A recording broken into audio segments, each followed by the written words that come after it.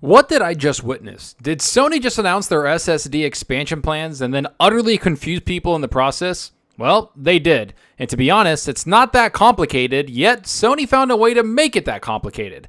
Let's get into this PS5 expansion and what problems arise from it, because this is pretty horrible if you ask me, and it's turned into a joke.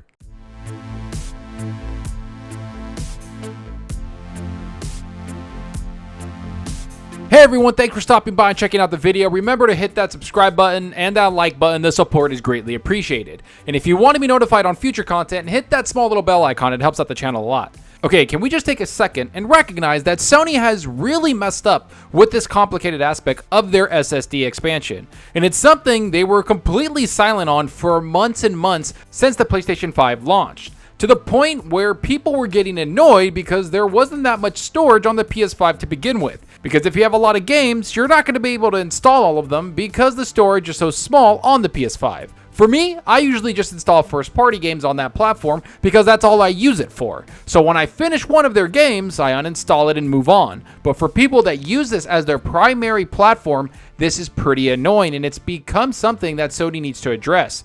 So what exactly is happening now? Well, Sony's PlayStation 5 is finally getting a storage expansion software update that gamers have been asking for a very long time. And I'm going to admit, it's actually pretty easy to install this SSD expansion. But everything else until you get to that point is rather annoying because you have to get the right type of SSD expansion and you got to deal with some heatsink and sometimes even contact the vendor or manufacturer. What?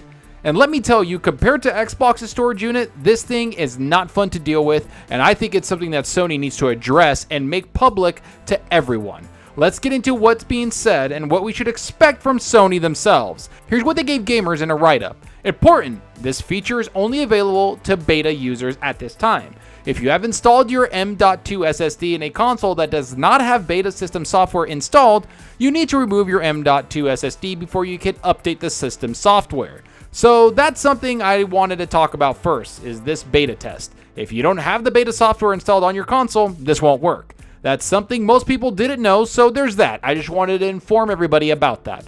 Alright, let's see what else is said, because hey, if it's a beta test and you're still testing it after almost a year that the console's been out, whatever, let's move on. Both single-sided and double-sided M.2 SSD devices are supported. Well, that's actually pretty cool. I like that. Thank you, Sony. M.2 SATA SSDs aren't supported. Alright, we'll move on from there. Let's see what's next. You should carefully review drive specifications prior to purchase and contact the vendor or manufacturer if you need further information. Sony Interactive Entertainment cannot guarantee that all M.2 SSD devices meeting that described specifications will work with your console and assumes no responsibility for the selection, performance, or use of third-party products. Wait, what? So you have to read and figure out on your own what devices work on the PS5 instead of you providing us that on your own with a list and kind of telling us this is the best one to get for you. Not only that, but you also take no responsibility if this affects my system? Wow, that's pretty annoying and honestly a warning sign if you ask me. That shows they've seen this in testing that the system might be affected, so they understand to put this disclaimer in there for people that want to upgrade to their SSD.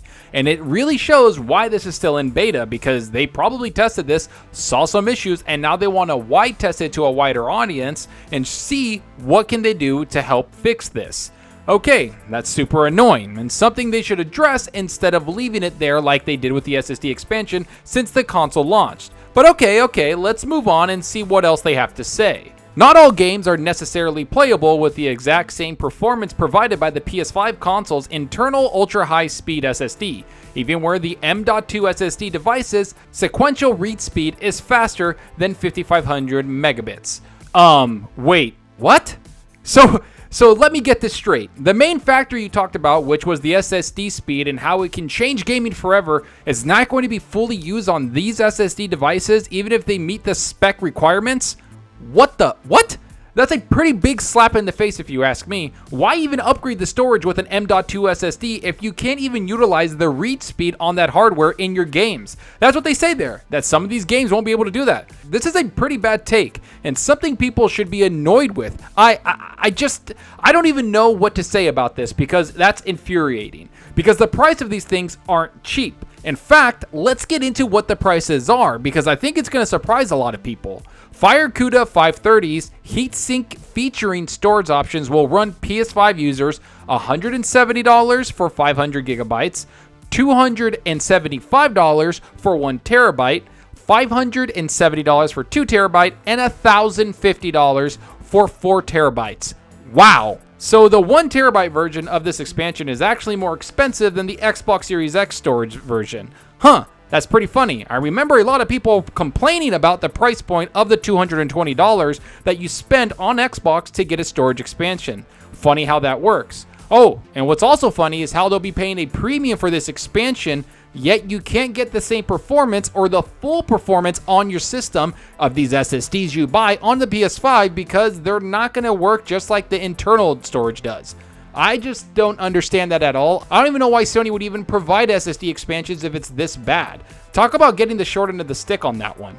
But I want to move on and let's talk about what the next part is. The majority of M.2 SSD devices with the above type numbers, they give you a bunch of numbers here, and without a built-in cooling structure will fit the PS5 console's SSD slot. However, sizes for cooling structures like heatsinks vary greatly. If you are not sure an M.2 SSD or cooling structure such as heatsink you're considering meets the size requirements outlined here, we recommend looking for another product option or contacting the vendor or manufacturer for more information.